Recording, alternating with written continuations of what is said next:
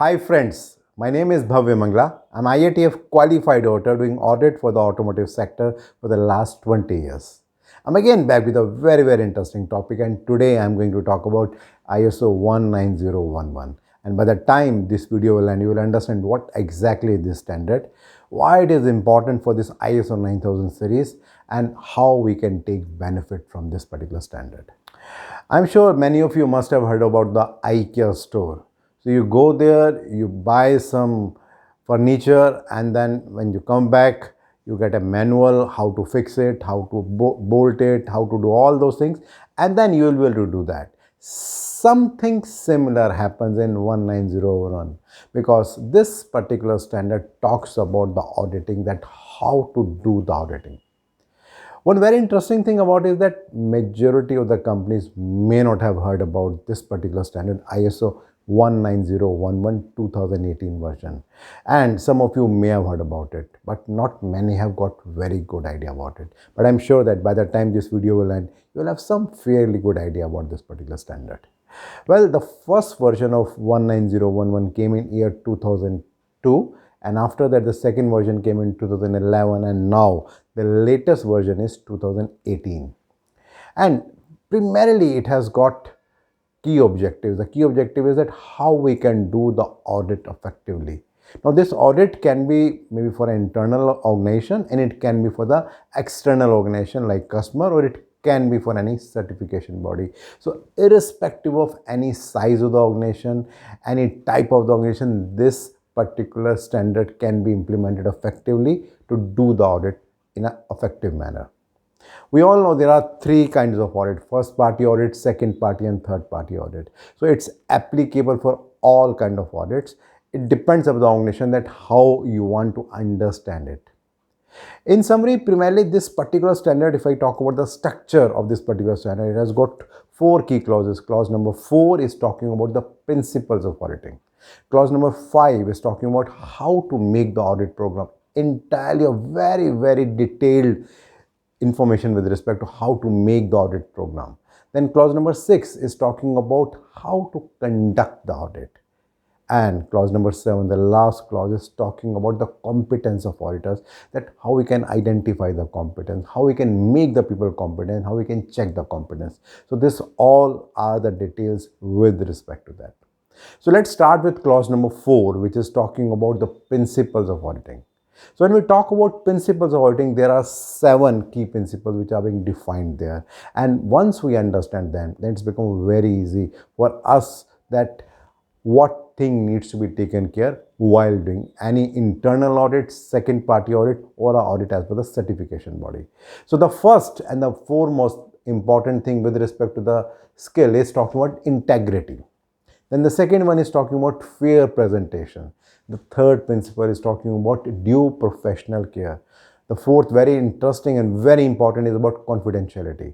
The fifth one is talking about independence. The sixth is talking about the evidence-based approach. And the last and the most important of this is talking about risk-based approach, that we need to take care that what are the possible risks and opportunities, and based on that we have to do the audit. Now coming to clause number 6, clause number 5, which is talking about how to make an audit program. I can assure you that if you actually go through the standard and you see the depth by which they have made this particular clause, I think you cannot miss anything ever. So primarily this particular clause is talking first with respect to how to establish the audit program. And one very interesting thing about this is that it is made in the form of PDCA approach, Plan, Do, Check, Act. So at the moment I'm starting with planning. The first one, planning, is establishing the audit program, wherein they are talking about identify the risk and opportunities, roles and responsibilities, what can be the competence of people who are managing this particular audit program, how detailed this program can be, and what are the resources which are required, all these things to be determined. Once we do that, then do. So here we have to implement the audit program. When we say implement the audit program, primarily we are talking about we need to define the objectives, scope, criteria, what are the audit methodologies that we need to do, how to select the audit members, how to assign the responsibilities, how to manage this particular audit program and its result, and then how to keep all those results and the records of that. Then brings the third C, that is PDC. Now we have to check that what has happened so far. So when we talk about that, it's talking about we have to monitor the audit program, that whether it is working as per the plan or not, or some changes needs to be done. And then the fourth A, action. Here we are talking about reviewing and improving the audit program based on whatever input that we have received. Then comes clause number 6. It is talking about how to conduct the audit. Again, it is in the form of PDCA. So starting with P, the plan. So initially we need to plan the internal audit or external audit, and it can be about how to establish the contact with the auditee. We have to see the feasibility of the audit. We need to prepare the audit, and we have to see that what kind of information is required. We also need to understand about the risk-based approach with respect to planning and audit things. Then we need to assign the work to the audit team, and then there should be some documentation with respect to auditing. Then comes D, that is do. So here we are talking about how to conduct the audit. So we need to see that whatever roles and responsibility that needs to be given for the guides and observer, it is being done. We need to conduct the opening meeting where we tell all details about that. We talk in depth about that. We communicate about our everything. Then we also discuss about the availability and the access to various information. Then we review different things with respect to the documentation while doing the audit. We collect and we verify all those information.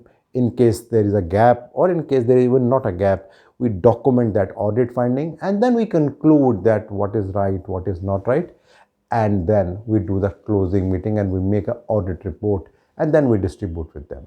Then brings C, that is check. So here, once we complete the audit, then we check that whether whatever we planned, whether everything has been done as per that or not.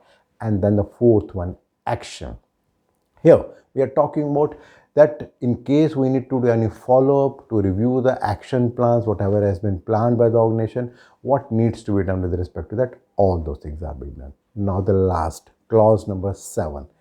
Here we are talking about the competence, that whatever audits are being done, whether the people are competent, and how to make the people competent, what can be the different criteria with respect to that.